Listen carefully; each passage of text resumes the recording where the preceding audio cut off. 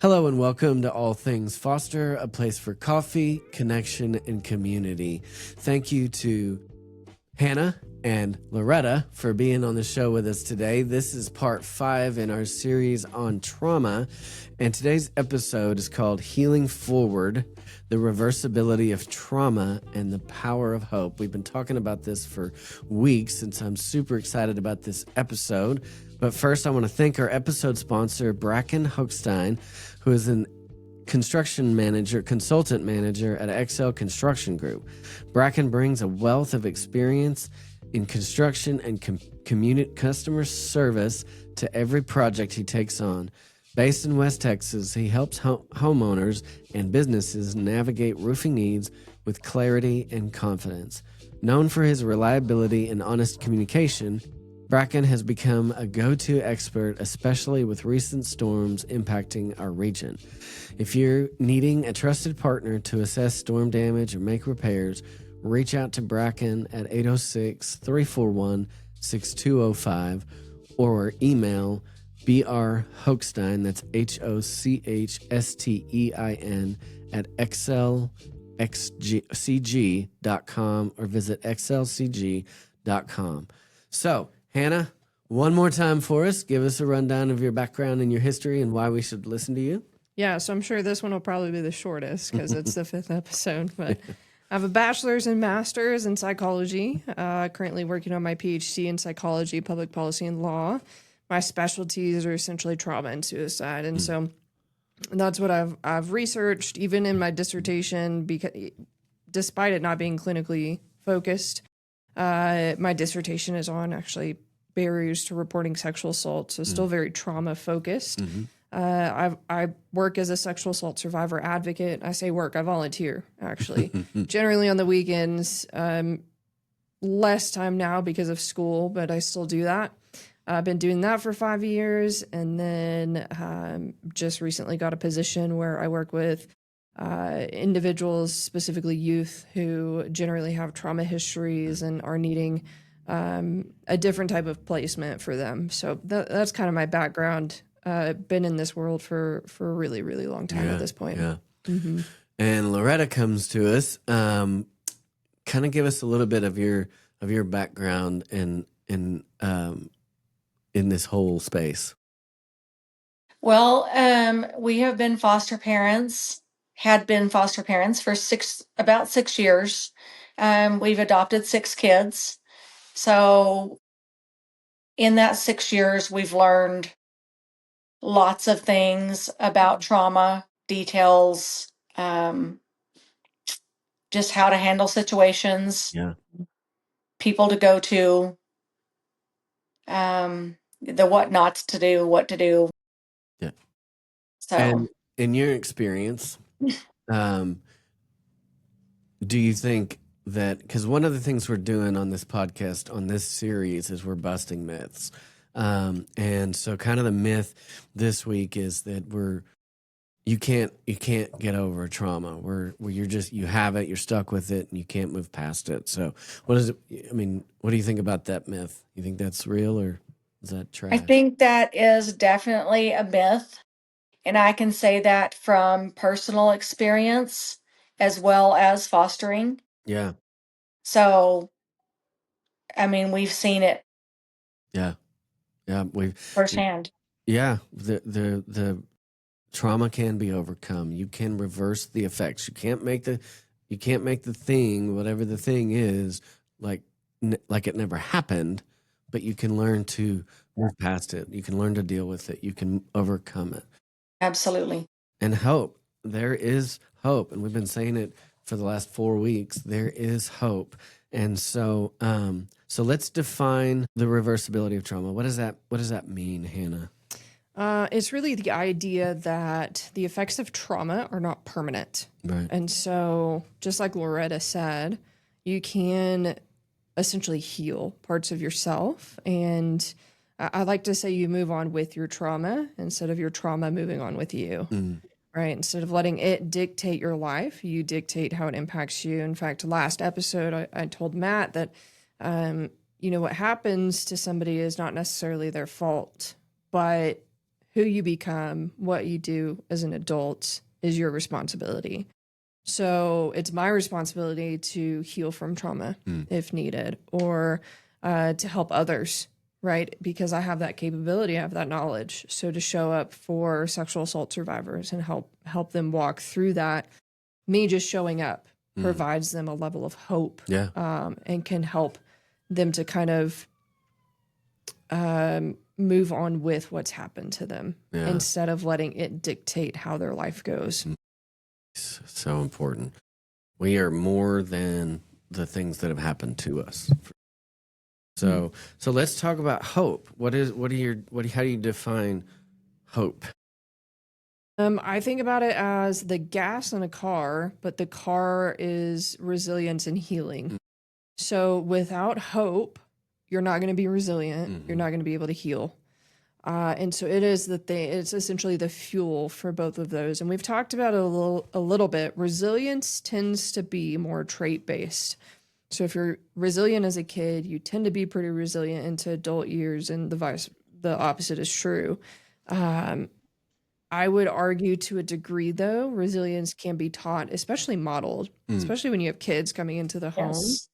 If you show that you can get a bad grade, right, bounce back, learn how to study better, get a better grade the next time, that kind of goes a little bit, I guess, with emotional intelligence that we've talked about. But that resilience, especially in fostering, I think as foster parents, being able to model it, and showing them that there is hope, that, like you said, you're not what happened to you. Yeah. So we'll say again the disclaimer, guys, that these are heavy topics, and we've been saying for weeks that we're gonna get there. Well, we're here, and so we want to be realistic with what we're talking about, and we want to acknowledge that there's pain there, but transformation's possible. It is. And I'm not going to sit here. I'm not in the habit of making false promises or giving false hope. In fact, that's something that's really drilled into me within my field, that you can't sit there and promise a client, yeah, you'll get past this, because the answer is it depends. Yeah. Am I going to get over trauma? It really depends on a lot of different things. But yeah, the tone for this one, like you said, is kind of just focused on that hope, that the uplifting aspect while being realistic. There are some traumas that we know objectively are more impactful to humans and to individuals than other traumas, right? So, for example, being sexually assaulted versus a car accident.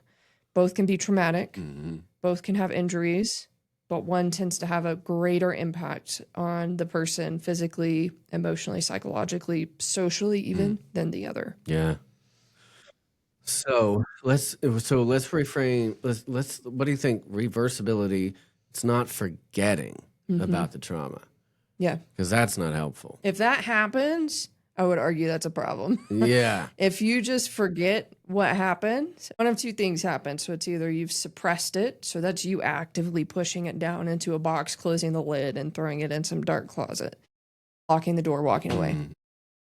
Or your mind has gone into this hyper protective mode where it represses it. Yeah. So people get those mixed up, suppress and repress. They're pretty similar. The difference is one is being done intentionally and the other is essentially like a survival mechanism. Yeah. If you move on and just forget about the trauma, one of those has happened. Yeah. And so my clinical brain would be thinking, what? And let's explore this a little bit more. Absolutely. Yeah. So trauma reshapes the brain. We've talked about, epigenetics and how that plays into it and all the things, but how does healing practices, what healing practices can help retrain the brain or reverse the effects of the trauma? Yeah. So I know I used one example. I'll go back to it since it's part of the series. We talked about infants having hemispherectomies, which is when they go in and they take out. Generally, these infants have severe seizures and are debilitating. And they'll go in and take out an entire half of the brain, which most people think there's no way they can live. And there are plenty of studies that show that when done early enough, because of something called neuroplasticity, and if they're given enough support, so occupational therapy, physical therapy, speech therapy, whatever it is, their brain essentially is able to rewire itself. So the half that's left compensates for the half that is gone. And so, using that same example, we have therapies within mental health that can help to rewire the brain. Some of those are EMDR, somatic experiencing, internal family systems, especially with foster care system. I would argue could be really, really helpful when you have a kid who maybe is coming from a home of a single mother into a home that has a father figure. That could be good or bad, right? And so sometimes there could be some issues there and some headbutting. So it's not just about the kid or that one person, but it's also about involving the family there. Narrative therapy is about essentially telling your story. We talked last episode about naming emotions. It helps to lessen their strength and effect on you. Same thing with story. What that one really, I would argue, boils down to is a type of exposure therapy. You're exposing yourself to your trauma over and over again so you become less reactive to it. That doesn't mean it's not hard. That doesn't mean that you're not going to feel strong emotions related to it. It means that maybe it's no longer significantly impacting your functioning and decreasing your ability to be a spouse or to be a normal kid even in school. See, that's what I was doing with this. It was exposure Oh, therapy. exposure therapy? Yeah.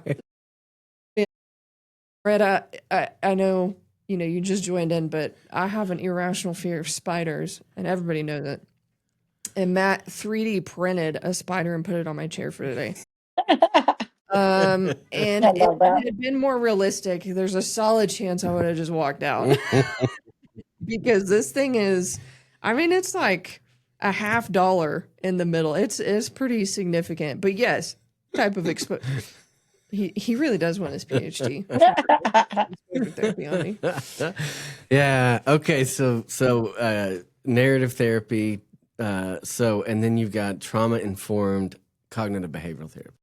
Yes, and I'll be honest, I have a love-hate relationship with CBT, Right. cognitive behavioral therapy. I think it can be really invalidating sometimes. It's also very, very strict on timeline.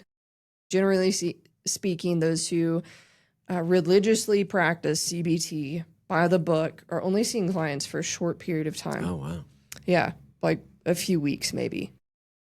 When you're dealing with a trauma exposed population, a few weeks is not enough, right?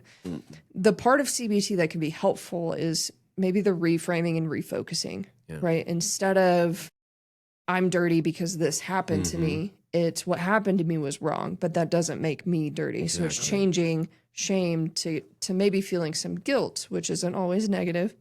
But instead of making it your identity, it's outward. You're focused on the thing itself. Yeah. Right. Wow. So, Loretta, share with us a little bit, if you don't mind, about your kind of experience with your littlest one and how she's doing. Well, she started out obviously with drugs in her system. Of course, we got her newborn. So, in my thought process, that was going to be easier than, say, the 2-year-old we got. We struggled with, and somewhat still do struggle. She's very sensitive. She doesn't. She doesn't like angry people. She's hyperactive. We redirect her constantly. We just have found ways to adapt her. Maybe not so much change her, but help her to adapt. She's spunky. She's fun loving. Loves to play jokes on everybody. Has a great sense of humor. It has been it's a roller coaster, but if you know just from learning experiences what triggers there are, then we're aware and know how to redirect her. Yeah. And I remember I did a placement package for Loretta and Darren, and we were just talking. It's been almost 9 years, almost 9 years. Yeah.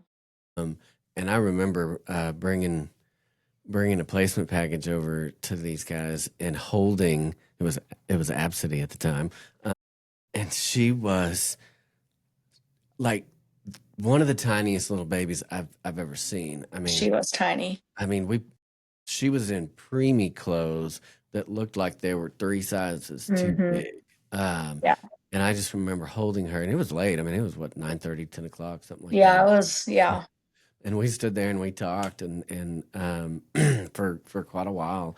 And since then, Loretta was on our board for a time and things like that, and it's just been great. Um, but yeah, I've from a distance watched this little girl just grow and do Mhm. well. And it's not that she's doesn't have any problems, but you guys have learned how to help her, how to Mhm. get beyond the things that the deck was stacked against her. We talked early on in this series about how um, different things have long-term consequences, whether it's Mhm. in utero, then you've got the generational issues that can come.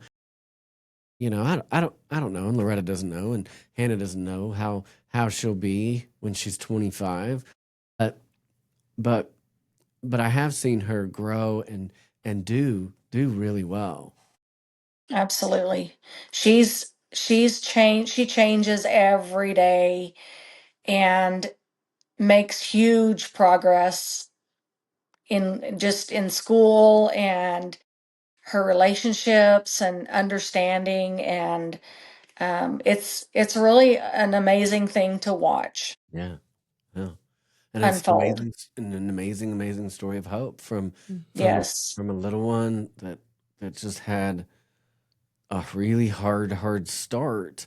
And like you said, maybe if you don't mind, Loretta, dig in a little bit. You were talking about how you thought it was going to be easier because she was a newborn versus the 2-year old that you got. Can you kind of maybe just share a little bit of what made it a challenge, more of a challenge than the 2-year old?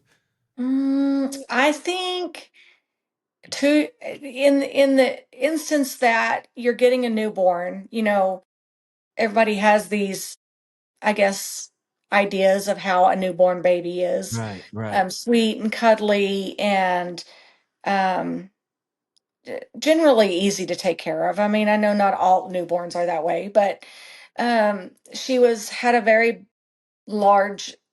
Um, she cried quite a bit. She had a startle reflex that didn't allow her, because life has changed a lot since my first child was born, but you lay them on their back now to sleep. And she absolutely could not lay on her back.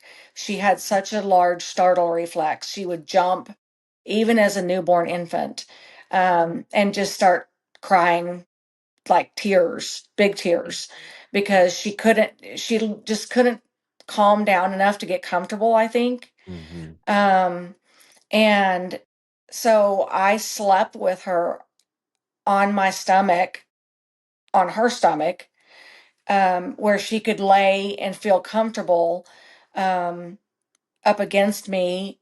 And there wasn't that startle reflex. And night after night, we slept like that. Yeah. Because you can't lay them on their stomach. And yet, that was the only way we could get her to sleep and her to be comfortable. Right. The 2-year old, as opposed to the 2-year old that can sometimes let you know how they're feeling, what's bothering them, Hmm. voice opinions.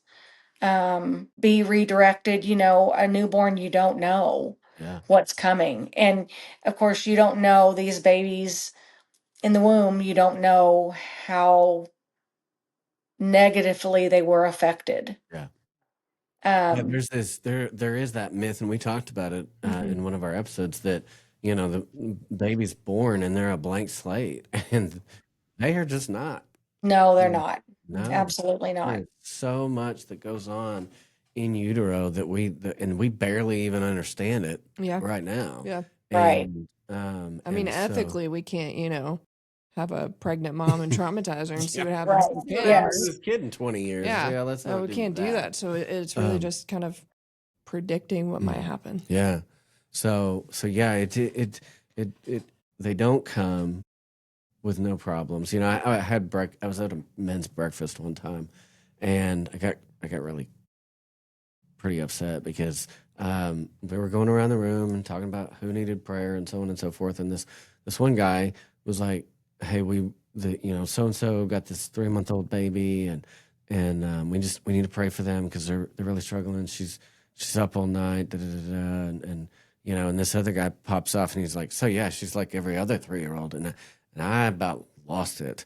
And I tried very patiently to say, listen, that 3-month-old wildly different than your 3-month-old that you had a fairly easy normal pregnancy and had her, and then now she's 3 months old. Totally different than what this kiddo has been through, and really it Yeah. really kind of set me off. And because they're not blank slates when they're little bitty and they just can't remember everything, right? And so there are big challenges. And Yeah, I feel like no matter what, the trauma of being separated from your biological yeah, mother, and I mean father too, but your mother carries you. Um, Being separated, it's got unfounded. I mean, we don't even know the effects of it. yeah, Just that alone, that's yeah. just a small tip of the iceberg.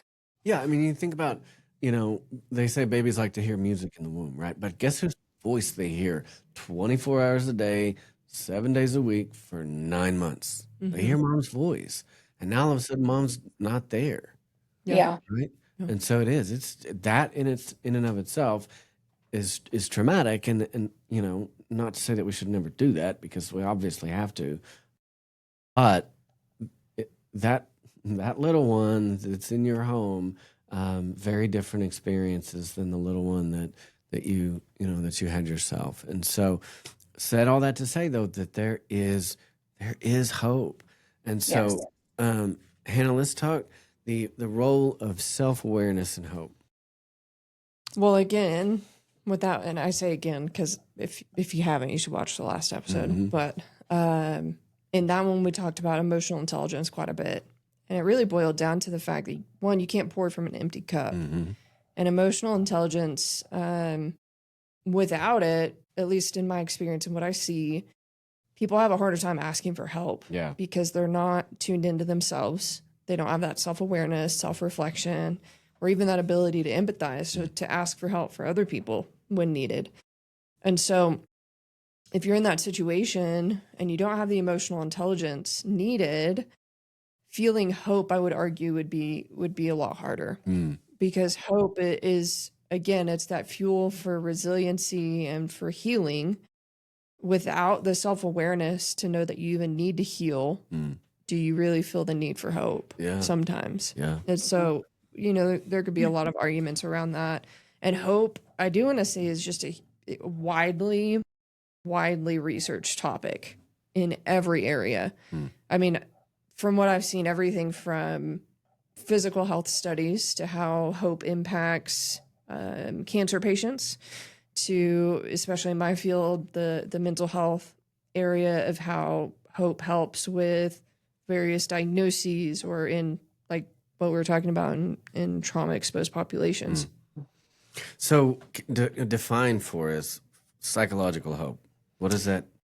Again, it just goes back to, we kind of touched on it at the beginning of it being the fuel for resiliency and healing. Hope is essentially that feeling that, think about it this way. Everybody hits hard times, right? And when it rains, it pours, at least in my experience. When one thing goes wrong, they come in packs of 20. Yeah. Hope is that feeling of, it's not going to be this way forever. Right. There is a light at the end of the tunnel. I can recover from this, or I can bounce back, get a bad grade, right? I can up my GPA. Like, I'm not ashamed to say I didn't make the greatest grade on one of my papers in school. And I saw that grade drop, and I was like, okay, it's early in the semester. There's hope to bring it back, and I've brought it back. But yes, it's that feeling of, it's not going to be like this forever. Yeah. And sometimes you have to hold hope for other people, especially when you're in the dark spot. Sometimes you have to be the one holding out hope and being the quote unquote optimist of like, there will be a light at the end of the tunnel. So just the belief or the expectation or something that things can get better. Yeah. Will get better. And I know we talked about, and I think this is what we're going to kind of get into, but we talked about how if someone is in a scenario and they believe that it can get better, the effect of the trauma is less, right, than if there's just no hope that things are ever going to get better. Am I remembering that right? Well, it depends. In case you didn't know, Loretta, every answer in psychology is it depends. It really does. It depends. Okay. It depends. How do you help this foster kid? It depends. Yeah. So that's kind of the running joke, both in this series, but also in my field. In fact, I think I said it today at work at one point. It really depends. So the study that I want to bring up. So first of all, the Oklahoma University, Hook 'em Horns. I don't care for. I love OU and what they do, but UT is my school. They have an entire research center dedicated to hope. Wow. I mean, that's how big this topic is. It's talked about so widely and in so many circles. And there's a research study specifically by Kurt Richer on drowning rats, which sounds really unethical. I understand. I'll be the first to say my field does not have the best track record of ethics in our early years. Yeah. We really, really don't. Gotten a lot better. We have a lot of things in place now. But anyway, so what he did is he put rats in this body of water to see how long they would tread water before essentially giving up. So losing hope. And then what he did with a different group of rats would put them in the same body of water, but right before they're about to lose hope and drown, they provide them a little platform that essentially saves them, gives them time to rest, and then they take the platform away again. And what they found was the rats in the study who had that platform given to them, so hope, the hope of being saved, the hope of getting to stay alive, when they were back in that situation, so put back in the tank of water, would tread for far longer and would keep going and pushing harder simply for the hope that platform pops up again. Yeah. And so, at work, I was actually talking with a coworker. Actually, it was during my interview.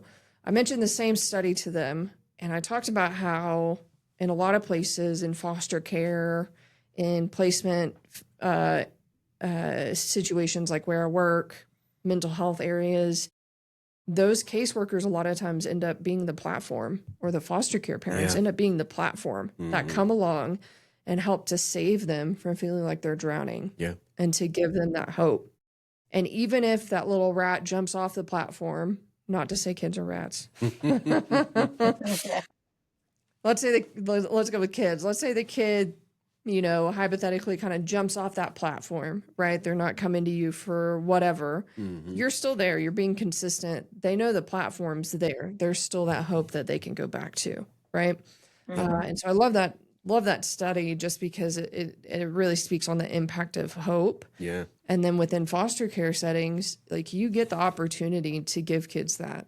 Kids who, because you're right, the myth of the blank slate, there's the myth as well of if you can't remember it, it doesn't impact you, which Right. is garbage.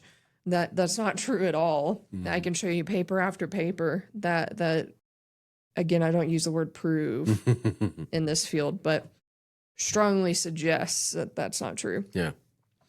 And that in foster care scenarios, you being that platform can really change the direction of their life. Yeah. And it's just hope. That's what it is at the end of the day. So, some of the practical strategies of is it trying to have hope? Is it what is it? These practical strategies where we're trying to get over trauma, trying to reverse the effects of trauma. What are we talking here with the small achievable goals and stuff like that? Yeah, so I do want to set the expectation that like reversing trauma doesn't mean. So I grew up in the era of VHS tapes, and we had this little rewinder. You just stick it in, push it down, and it would rewind it right back to the beginning. There is no doing that with trauma. You can't, like I said, if you forget it, it's suppressed or repressed, and we've got a problem. Or you're fully dissociated, right?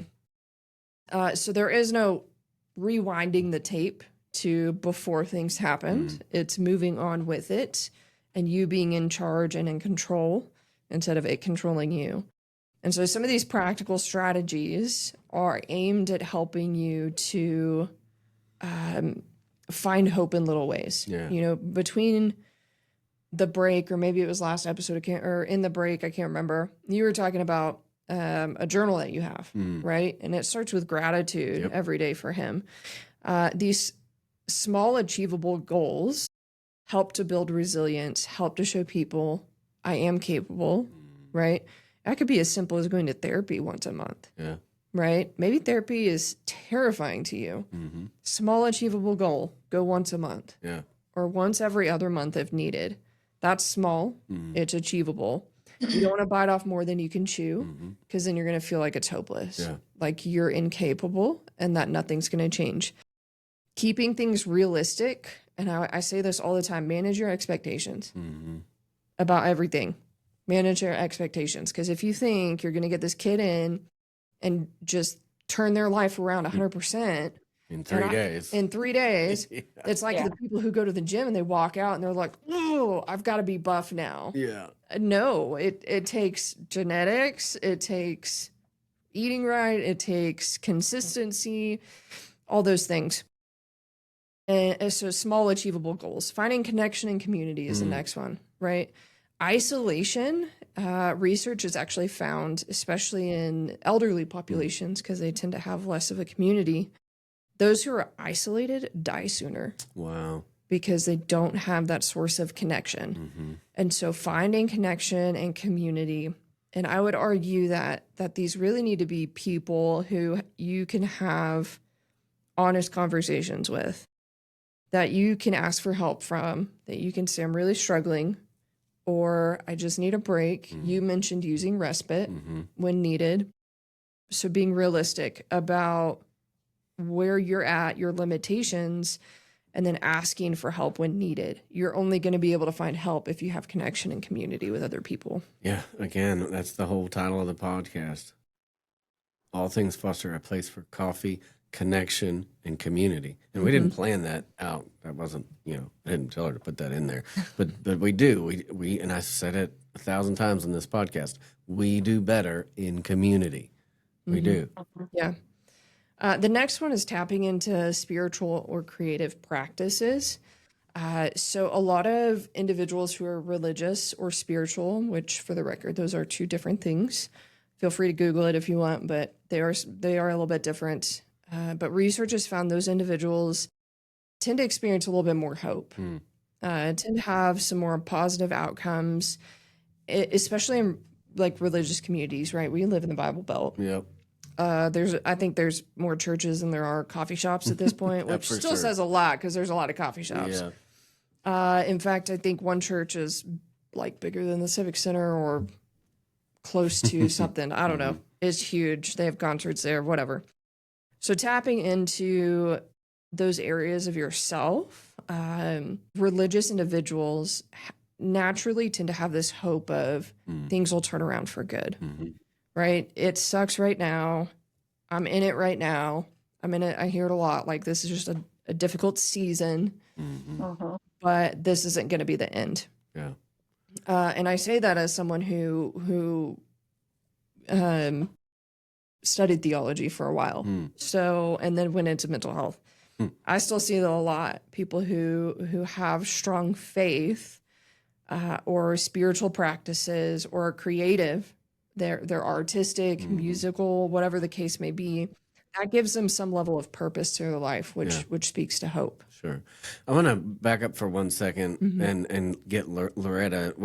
What's your take on the finding connection in community? Where do you see that?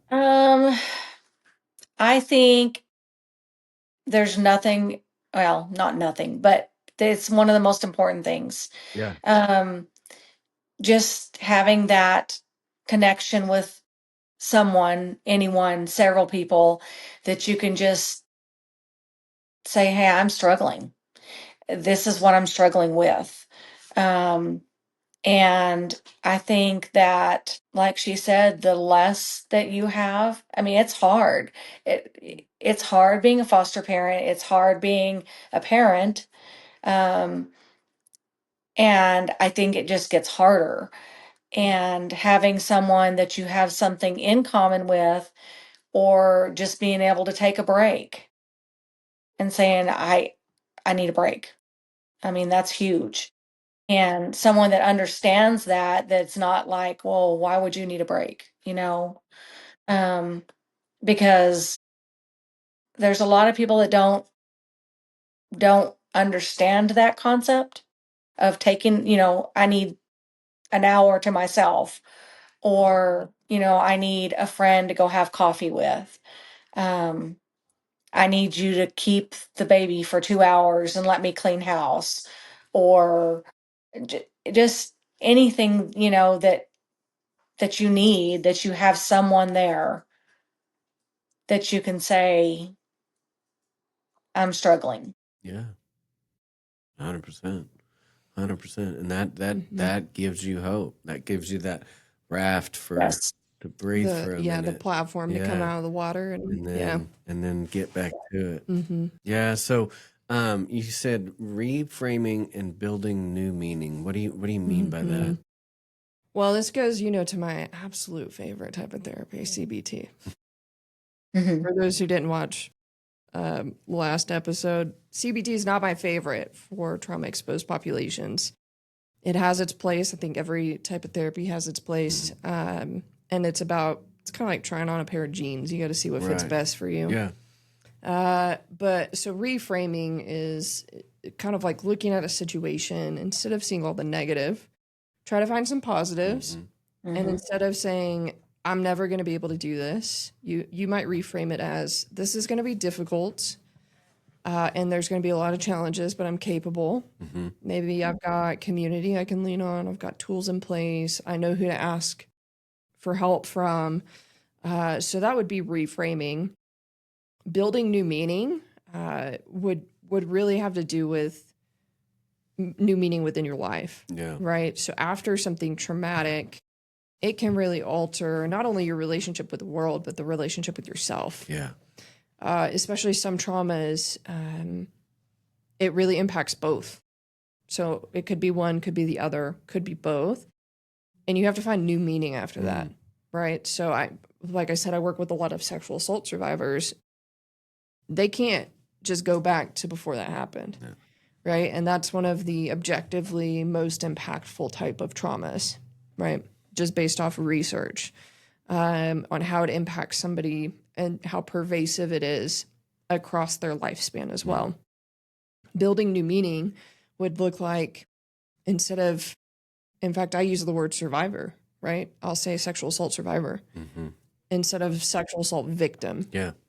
So that little shift actually, and again, so I like to do everything empirically based. Yeah. research shows that using the word survivor over victim provides a positive outlook for that individual that you're working with. So sexual assault survivor or whatever. Because there's a connotation that comes with a survivor of like, yeah, I can't get past this. Yeah. I can't Yes. do this. Versus a victim mentality, right? We do talk about that a little bit. That victim mentality of, man, nothing good ever happens to me. I'm never going to be able to get past this. This is so horrible. Versus, again, survivor. Like, I can do this. I can push past where I'm comfortable. And I would argue when you push past where you're comfortable, that's where you see the most growth and the most healing. Because nobody likes therapy. Yeah.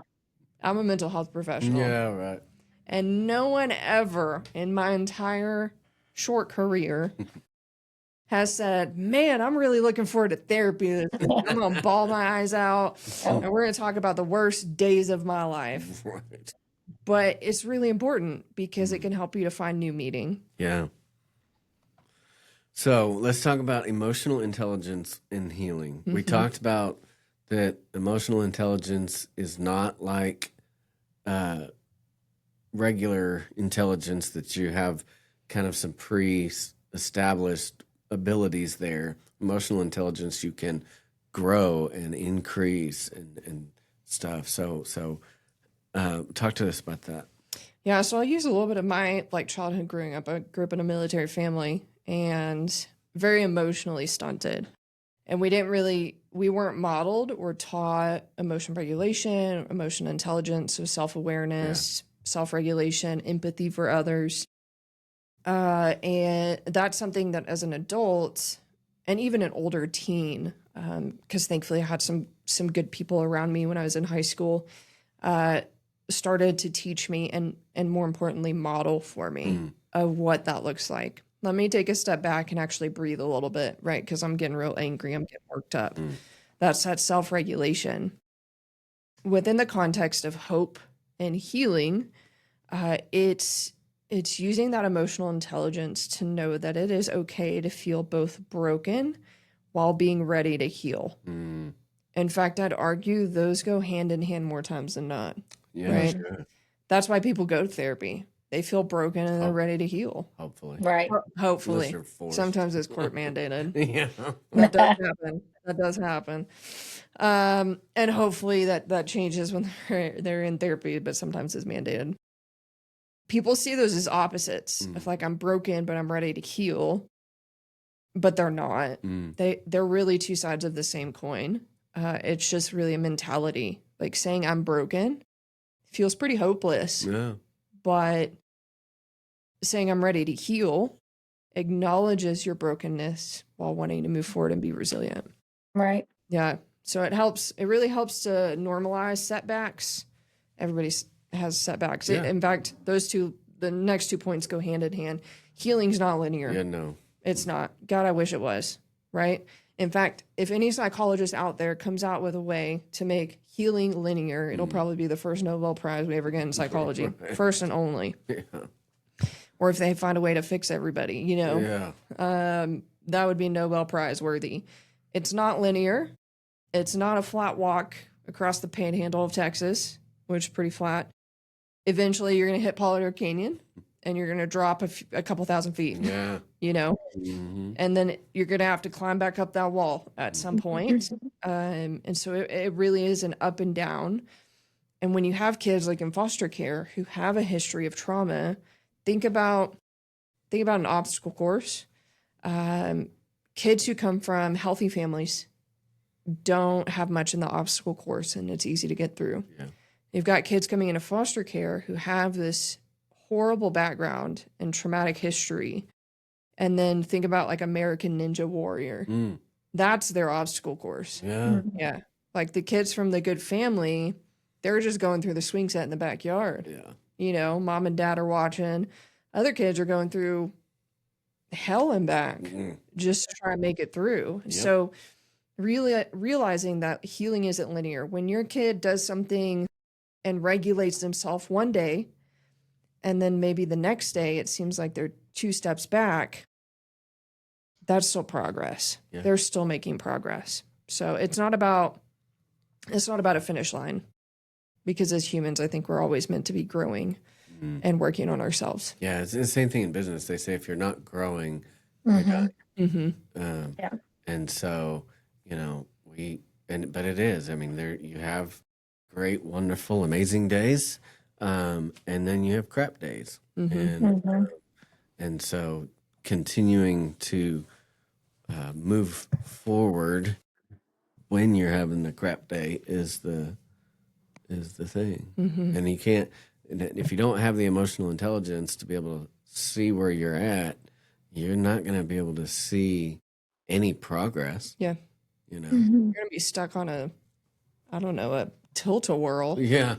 going 24/7 because you don't realize where you're stuck, and that's just it. That's what you think life is. So, our listeners, you guys, you out there, you need to have compassion for yourself when you're trying to work through traumas, and for the kids that are in your care and the people, your spouse, your whatever, because it's a process, and so you need to have compassion on yourselves when you lose it, because there is no parent, no, I would argue, no good parent that has a batting average of 100, right, or whatever that number. Right.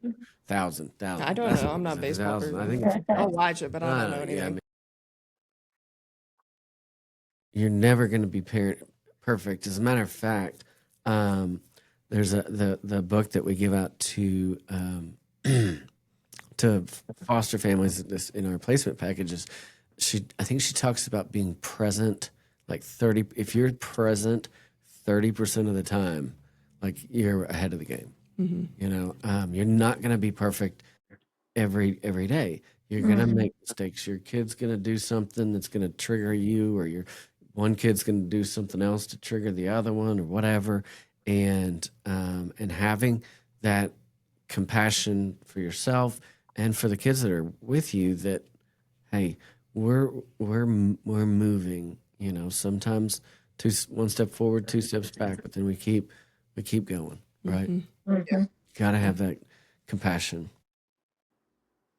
So let's talk about sitting with anticipatory grief, right? Because Loretta, you weren't here on the last episode. We talked a lot about the fact that whether it's a family member that has a protracted illness that ends up dying, or you're living in this scenario where you don't know if Susie's going to be here tomorrow or not, and you don't know the scenario that they're going to get back into, if it's going to be good or not. And so there's that anticipatory grief where you're grieving something that either may or may not happen, but you're anticipating that it could happen. So how does that, you're talking about grieving the life or future that we wished we'd had. Yeah. And instead of the trauma that we had. Yeah. Yeah. So in any really trauma, anybody who's experienced trauma, which again, I would argue is probably everybody at some point in time in their life, it alters some part of our life. So even after my car wreck, a few years ago, it altered. While I'm mostly 100%, I'll probably have to have a shoulder surgery again down the line, and have some word recall issues occasionally due to concussion. And so that happened. I can't change the wreck. Yeah. I wish I could have. That would have saved me a lot of time, money. Pain. No surgery. But grieving the life or future that maybe we had hoped for. So ultimately, I'd hoped to never have had to, get a new car anytime soon. Yeah. The car I had was fully paid off. They didn't make that car anymore, so it's not like I could replace it with the same one. I had to go car shopping while fully concussed with an arm that they didn't know what was wrong. Something was wrong, though. Oh, man. And my insurance came back and was like, you've got a week left with the rental. Oh. In the middle of the COVID market where new cars were cheaper than old. Right. So that was like, looking back, I would have even hoped for the car wreck to have happened before COVID. Yeah. Because it would have been easier to get a car. At one point, he told me it's either this car or you wait 2 months to see if we get a different one in. Yeah. Not like that we're going to, but we might. Yeah, and then I you remember could those get it. videos of people driving. It was one stadium in Tennessee, I think, where this guy was like had a video going of all these thousands and thousands of F-150s that they couldn't do anything with because of the chip shortage. They Yep. were just sitting there, and Yep. so golly, yeah, that would have been a bad time to buy a car. Yeah, it was. Yeah, I bought a brand new vehicle for $10,000 cheaper than the same one that was a year older. That's insane. Right? Yeah. Like that. Anyway, I digress. Yeah. The world of COVID. Yeah. So grieving the life or the future that we had hoped for, it's really common, especially in kiddos who experience trauma when they become adults and even older adolescents, to see their friends or to see other people who maybe had opportunities in life that they never did. And that could be a result of the fact that maybe they didn't have the family that they needed to provide that stability and Right. consistency. Yep. You know, I look at friends who came from families who were really validating of emotions and acknowledged it, would sit with them, and I think about like, what kind of adult would I be if I had had that? Yeah. Or would I have gotten to this point sooner had I had that? Right? So maybe my life would be the same, but it would have happened sooner. And normalizing that it's okay to grieve the life that we wish we had hoped for, or wish we would have had, or we see in other people. You know, there are a lot of times where I grieve not having the parents that I need now as an adult. Yeah. You know, they're there, but at this point in my adult life, if I need my parent, it's probably going to be to vent about something. I don't need them to pay my bills or take care of whatever. I pay my nephew to mow my yard occasionally, you know, when I don't want to, but I'm still paying for that. If I need them, it's because I need them to just sit with me and be present. Yeah. And I know that that's not there. So there's still a level of grief that comes with, and my sister and I talk about this a lot, of like grieving who we wish our parents would be or were or would have been when we were younger, and the childhood we could have had. Yeah. And I can relate to that a lot because as a child, I was a severely abused child in foster care. And it took me years to understand as an adult that it was okay to grieve that and to understand that I didn't have mom or dad available, never knew my dad, and I grieved that forever. Yeah. Mm-hmm. I still have dreams where I meet up with my biological dad because I have no idea who the hell he is, where he is, if he's alive or not. My brother paid for one of those genetic, Ancestry, whatever. one of those 23andMe. Every once in a while, I'll get an email and be like, "Hey, new relatives," and it's like, "Oh, is my dad on there?" You know, Mhm. I mean, it's just there. So, Mm-hmm. so being, it's okay to feel that and acknowledge that and realize that, you know, we're working on something and we're hopefully moving in the general direction of healing. And I Right. do want to point out, like, that we're not trying to say foster parents should be perfect, No, because no parent's Right. perfect. none. I don't have kids, but I have a nephew, and I sure didn't get like a how to be an aunt book. Or even like, I remember the first time I met him, you know, he was in his car seat. We got home, and the first thing he did was throw up all over me. It was like my initiation into the ant club. Oh, So that's what we yeah, talk yeah, about all the yeah. time. Absolutely. Yeah, so you're not really an ant until you get thrown up on, I guess. Right. So it's not about being perfect, Mm. but I see this more in my friends who've become parents than I do in older generations. Not to say it's not present in those generations, but I can tell you in my family, my parents never admitted when they were wrong and never Mhm. apologized. Yeah. And that is so huge. There was one time I remember I was overstimulated. I had a migraine. So I wasn't feeling good. And my nephew was just kind of pushing some buttons. And I raised my voice a bit. Like, I wasn't physical or anything like that, but just kind of raised my voice at him. and I know he's sensitive to loud noises. And so I always try to be mindful of that when he's around. Mind you, I'm a musician, so I've got loud things in my house naturally. Of course.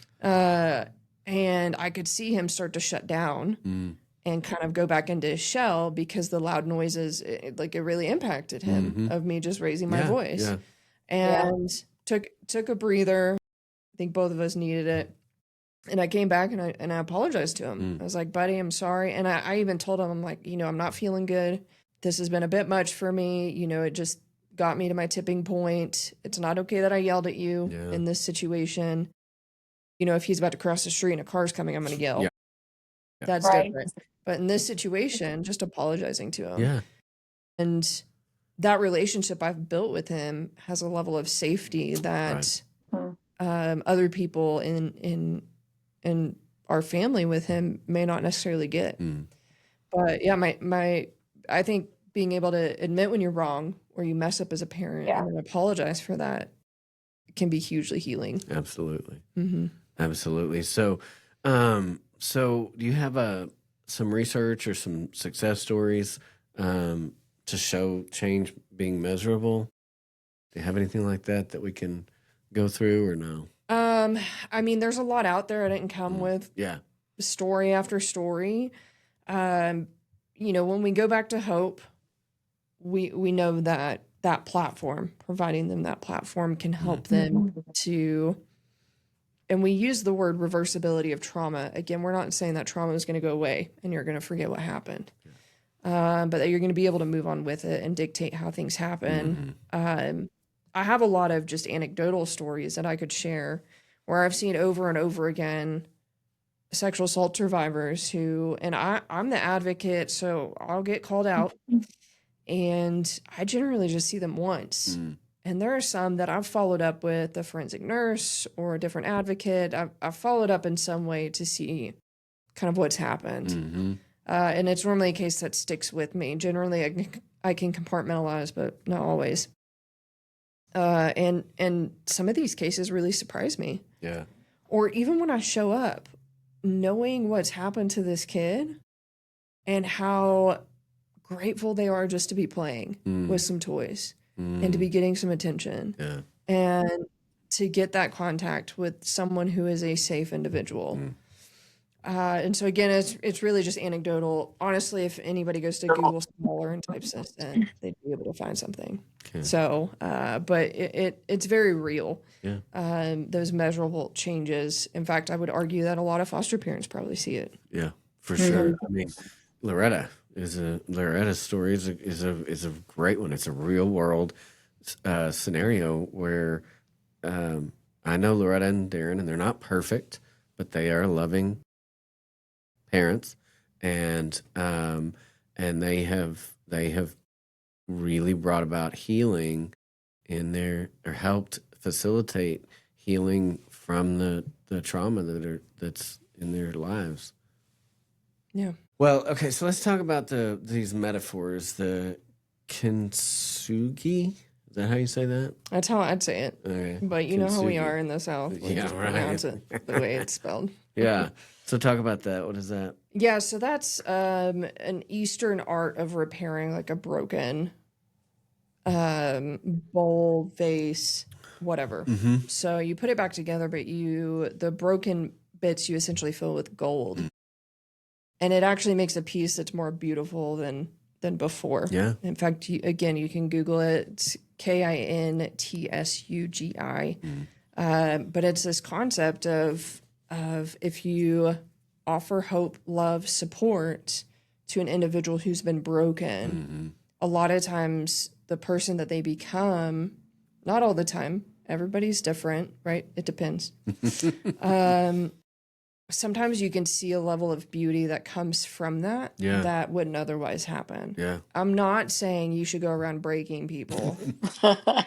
I'm simply saying brokenness and getting broken is part of being a human. Yeah. And you can either stay a broken bowl or you can get filled with some golden repair and maybe be better and stronger than you were before. Yeah. Yeah.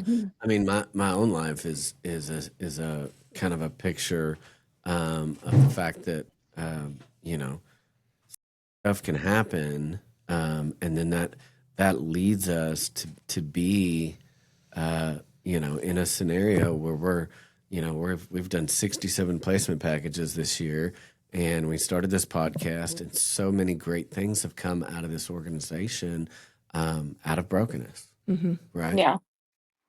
And Loretta's the same. I mean, she's got 6 kiddos that she's adopted that aren't perfect, but I'd like to meet a perfect kid. yeah, That'd be weird. yeah, That'd be Well, wild. and I look at my own experience from my traumatic childhood as the exact same situation. Um, I learn I can relate to the foster kids because of what I went through. And I feel like that helped so much in our years as foster parents. yeah. You know, and I don't know what the numbers are, but I do know that a lot of the foster families that I talk to and interact with on a consistent basis were in the foster system themselves. Yeah. And that's what gave them the heart and the passion, to do it. Yeah. I'd Absolutely. love to know what the percentage is. I just don't know that anybody's ever. I'm sure somebody's done a study on that or something, but Oh, I'm sure. Yeah. it's. I mean, it's a real thing. I mean, it's a huge percentage of the families that that I know.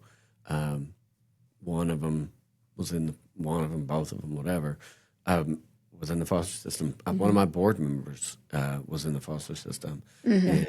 and when she found us through some just digging on, she had to do a community service project at AC, and she wanted to find an organization that did something for foster kids, and she found us. She started serving with us, and she has for like 3 years. Yeah. And so beauty can come from brokenness. You know? Yes, absolutely. So, what do you talk about this? The growth rings in a tree. Yeah. So that's the concept of, I think most people are somewhat aware that if you cut a tree in the tree trunk, essentially, and you count the rings, it gives you the age of the tree. Yeah. Growths, those rings in a tree can also indicate if at one point it was damaged, because there might be some deviation in the ring or some blemish of some kind. And then you can still see the other growth rings start to normalize back out. Right. So it both shows kind of the growth over time. So in a more linear way, again, healing is not linear, but you can observe it because time is, in our world, linear. Yeah. Not to get into astrophysics or anything crazy like that, but because time is linear, you can see that growth over time. It's hindsight's always 2020. Yeah. You know. Yeah. So it's those growth rings in a tree, just like with humans. I mean, don't go cut a human in half because that's not going to work. No, probably like spill out Dr. Pepper and French fries or something. But it can, just like in a human's life, you know, you can see those layers and maybe where there were problems and where they are now. Mhm. And so that's really what that concept is. And that's one thing that you know, I encourage people to do all the time, and I try to remember to do it myself. But look back 2, 3, 4, 5 years ago and see, you know, I think back to when the kids first came to us versus where we're at today, and you know, the kids counselor from early on testified in court, and she said the changes I've seen in these kids in the last year is nothing short of miraculous. Mhm. And because there was huge changes, and in improvements. Yeah. And so, you know, think back to yourself, or think back to the kiddos that are in your care, and you know, look back and see the improvements, and that brings you right back to hope. Yeah. You know, that there, you know, that there is hope. So, in closing, guys, the brain can heal through that whole neuroplasticity thing that we talked about a long time ago. And that trauma changes the brain, but then we can reverse those changes or overcome those, learn to live with those changes. Kind of rewire the brain. Rewire it through that neuroplasticity. It's not nature and nurture. We talked about that. It's not exclusively one or the other. It's both, right? You're not your diagnosis. If you have a diagnosis or your child has a diagnosis, that's not who they are. That's something that they're working through, right? Trauma is not one big experience. Trauma can be big T traumas or little chi traumas that go on over an extended period of time.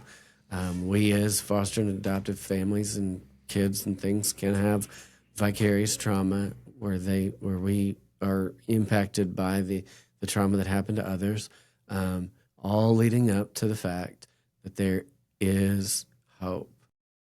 Reversibility of trauma is a thing. We can learn to grow and be better parents, and our kids can grow and learn to be better humans and things like that. And here's the thing: safe, consistent adults are powerful in the lives of children. Yes. Yeah, research shows if there's 1 to 2, two's best, safe, consistent adults in a child's life, that they have better outcomes. Yeah.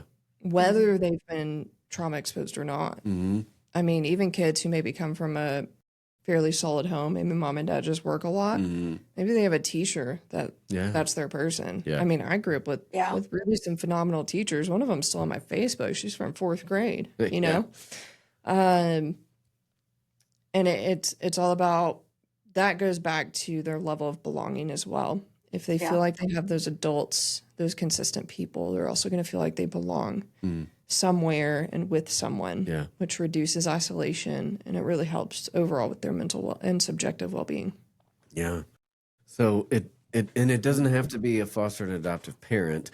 It can be that CASA worker. It can be that caseworker. You know, I talked to a lady that was a caseworker for a long time, and then she moved into working for CASA to recruit CASAs. And she talked about this boy, young man, I guess he was 15, had been in care since he was 5. Wow. And he was 15. And at that age, they can have a cell phone, depending on where they're at and everything. But the caseworker has to sign off on who was on that contact list. And so she was talking to him like, where's your list? There was one person on that list, and it was his CASA. And that CASA had been with him for 10 years. Wow. As he had moved all over the state. Kid didn't even know where he was born. He was born in Houston, and he was going to a place here, and didn't even know. But that one person just stuck with him for 10 years. And so that you don't have to be the foster parent, the adoptive parent that brings them in. You could be the youth pastor, the child worker, whatever. Safe, consistent adults are powerful in the lives of traumatized children. Yeah. So, and then there is hope. Hope is that game changer. Yep. Love it. So, guys, foster adoptive parents, you can be the platform of hope. If you're listening and you're not a foster and adoptive parent, maybe you can be the person of hope in one of those traumatized kids' lives. Progress. It's slow. Oh, it can be so slow. So slow. But it's possible. Reversibility of trauma. I've been kind of chomping at the bit to get to this episode because we've been talking about heavy stuff. We kept saying, look, we're going to get there. We're going to get there. There's a good message at the end of this. And so progress is slow, but it is possible. And so, think about your story. Think about your kiddos' stories. And then we talked about this in every episode, but it's okay to get help. Like, we've got to overcome this stigmatism in the culture that I'm a man, I don't need help or whatever. Yeah. You know, I'm Yeah. a strong. What do they say? I'm a strong something woman or whatever. Strong, independent Independent woman. woman. Yeah, yeah. Don't need help. I don't need no man. So, guys, it's super important. So if you haven't caught the other 4 episodes in this series, I strongly recommend you go back and you listen through this whole series because it's good stuff. It's heavy stuff sometimes, but it's all good and it's all important. Hannah, I'm so stinking thankful that you were willing to take all this time and sit down and brainstorm through these episodes with me and write the outlines and come record them. And then I forgot to mention earlier, listening through once I've edited it to make sure we didn't Yeah, do he or told me say that anything that after. Like I got you. I'm like I am not putting something out without with somebody without their approval and coming back and saying I need you to do this or that or whatever. And Loretta, I'm super thankful that you took time to come visit with us and share a little bit about y'all's story and hopefully just demonstrate that Yeah, that there is hope. There is hope. absolutely. And so I really appreciate it. And guys, we provide placement packages for kids coming into foster care. That's kind of our main gig. Our podcast is out here. We're trying to grow it, trying to build connections between foster and adoptive families and resources, and share good stories and tough stories and stuff. But just be honest and build connections. But we do these placement packages, and a placement package. There's 6 things that come in a placement package. It's a suitcase, a Bible, a teddy bear, a book, a toy, and a blanket, and then whatever else they need. So that could be clothes and formula and diapers and wipes and car seats and all the things. And so it takes money to do that. And so we'd ask you to become a placement package partner. $100 a month buys all the clothes for one placement package. $50 a month buys us a case of diapers, and then $10 a month buys one outfit for a kid per month. And so, please think about getting set up to be that placement package partner for us. It really helps us be able to grow. Last year we did 80 placement packages the entire year. This year, in the middle of June, we're at 67, and so. The end goal being every kiddo gets a placement package. That's where we want to Yeah, be. About 600 kids across the Panhandle come into care in the 26 counties of the Panhandle. And so we want every child to get a placement package. We can't do that without your help. So please consider that as you look at your finances. And thank you again to Bracken Hochstein from XL Construction Group. He's a great guy. Just he's volunteers with us.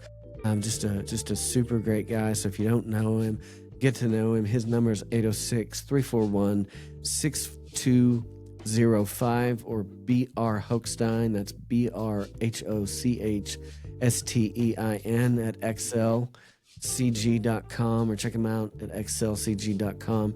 And guys, thank you so much for listening. Make sure to like, share, and subscribe. We want more and more people to find out about the things that we're talking about on this podcast. And so please like, share, and subscribe. Hannah, thanks again so stinking much. Yeah, absolutely. And Loretta, thank you so much for taking some time out of your schedule to do this as well. And we'll catch you next week, absolutely. guys. Thanks.